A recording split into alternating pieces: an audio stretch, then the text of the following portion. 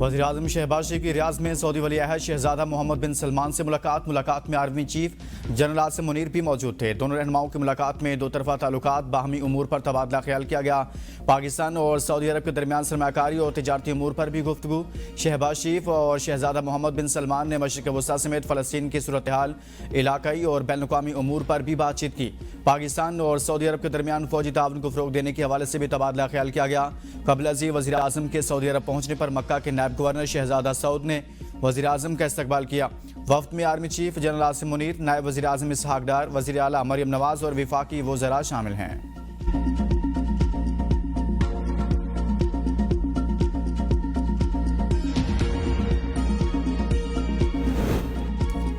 तर्जुमान अमेरिकी महकमा खारजा ने एक बार फिर बानी पीटीआई से मुतल्लिक सवाल का जवाब देने से इनकार कर दिया। टेमी ब्रोस का कहना था कि किसी दूसरे मुल्क के अंदरूनी मामलात में बात नहीं करूंगी, चाहें तो व्हाइट हाउस से पूछ लें। अमेरिकी महकमा खारजा की तर्जुमान ने अमेरिका में दाखिले पर पाबंदी के लिए मुल्कों की फहरिस्त बनाने की तरदीद कर दी। कई दिनों से जिस फहरिस्त का इंतजार हो रहा है उसका कोई वजूद नहीं। सदर ट्रंप के हुक्म पर अमेरिकी सलामती के लिए जायजा लिया जा रहा है। वीज़ा मसाइल से किस तरह निमटना है और किसे दाखिले की इजाज़त देनी है, जब यह जायजा मुकम्मल होगा तो हम इस बारे में बात कर सकेंगे। ट्रंप और यूक्रेनी सदर ज़ेलेंस्की के दरमियान होने वाली टेलीफोनिक गुफ्तगू के बारे में टेमी ब्रोस ने कहा कि दोनों सदूर के दरमियान शानदार गुफ्तगू हुई।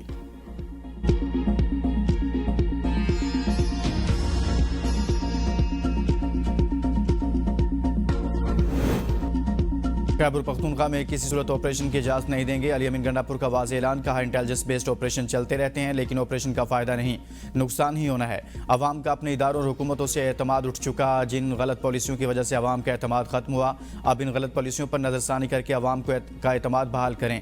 गुड तालिबान अभी तक घूम रहे हैं। एपेक्स कमेटी से मंजूरी लेकर इनकी मूवमेंट महदूद की, लेकिन वो अभी भी मौजूद हैं। सरेंडर करने वाले गुड तालिबान से ये तवक्को ना करें कि वो आपको जंग जीत कर देंगे। ये गुड तालिबान नाके लगाकर भत्ते लेते हैं।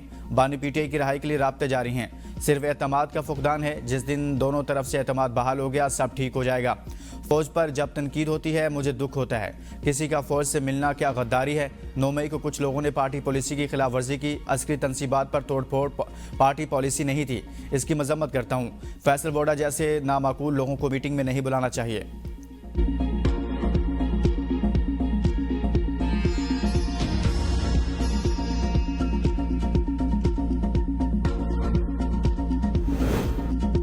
दहशतगर्दों के खिलाफ इंटेलिजेंस बेस्ड ऑपरेशन को मजीद मुनज़्ज़म किया और बढ़ाया जाएगा। राना सनाउल्लाह कहते हैं अली अमीन अफगानिस्तान से गुफ्तगू से मुतल्लिक पहले सूबे में इत्तफाक़ राय पैदा करें और विफाक के पास प्रपोजल लेकर आ जाएं।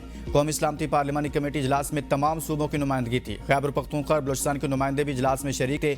सब ने मौक़िफ़ इख्तियार किया। दहशतगर्द का किसी कौम या ज़ुबान से ताल्लुक़ नहीं। दहशतगर्दी को किसी और जवाब से जोड़ा जाए ये नाकाबिल कबूल है। अख्तर मैंगल, महमूद अचिज़ई, अब्दुल मालिक बलोच जैसे लोग पाकिस्तान के हमदर्द हैं, इनके साथ बात होनी चाहिए। अगर पीटीआई दरख्वास्त दे तो बानी पीटीआई को पैरोल पर बुलाया जा सकता है।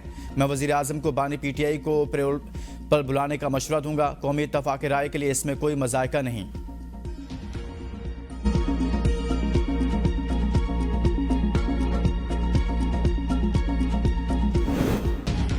कोयटा में सिविल अस्पताल पर नामालूम अफराद का दावा, मुर्दा खाने का ताला तोड़कर जाफर एक्सप्रेस पर हमले में हलाक 6 दहशतगर्दों की लाशें साथ ले गए। सीसीटीवी फुटेज की मदद से मुल्ज़िमान की शिनाख्त और तलाश शुरू।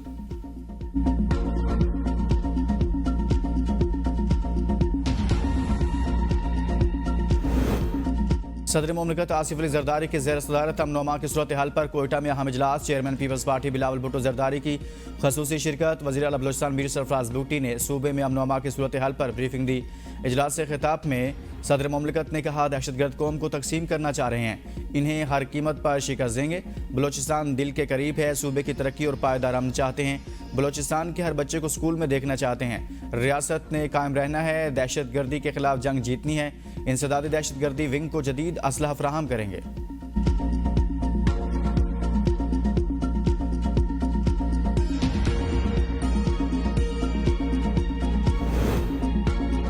अपोजिशन इत्तेहाद का ईद के बाद अमन-ओ-अमान की सूरत हाल पर ऑल पार्टीज कॉन्फ्रेंस बुलाने का ऐलान। हुकूमत के अलावा तमाम सियासी जमातों को दावत दी जाएगी। तहरीक तहफ़्फ़ुज़ आईन पाकिस्तान के इजलास में तहरीक को मुनज़्ज़म करने के लिए 3 ज़ैली कमेटियाँ कायम।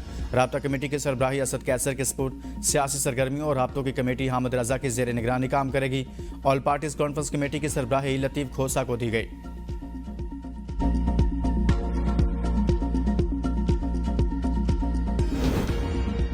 तुर्कम तिजारती गुजरगाह 25 रोज बाद खोल दी गई। पाक अफगान बॉर्डर पर दोनों तरफ से तिजारती सरगर्मियां शुरू। पाकिस्तान साइड से गाड़ियां अफगानिस्तान के लिए रवाना।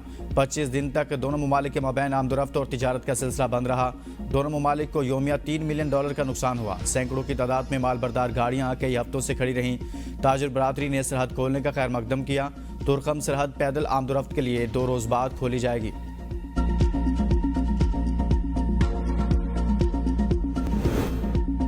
पाक बतन में तेज रफ्तार ट्रैक्टर ने मोटरसाइकिल सवार को कुचल डाला। मोटरसाइकिल सवार मौका पर जाँ बाग, खातून शदीद जख्मी हो गई। जख्मी और लाश को डिस्ट्रिक्ट अस्पताल मुंतकिल कर दिया गया। ट्रैक्टर ड्राइवर फरार।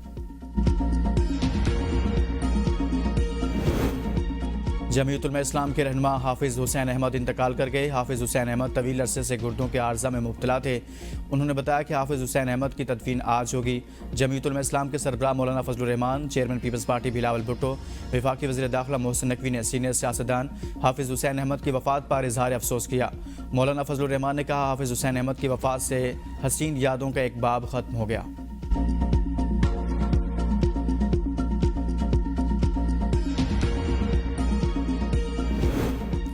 और इटली के साहिल पर तारकिन वतन की कश्ती उलट गई। 6 अफराद हलाक, 40 लापता हो गए। तमाम अफराद अफ्रीका से यूरोप जाने की कोशिश कर रहे थे। 10 अफराद को बचा लिया गया।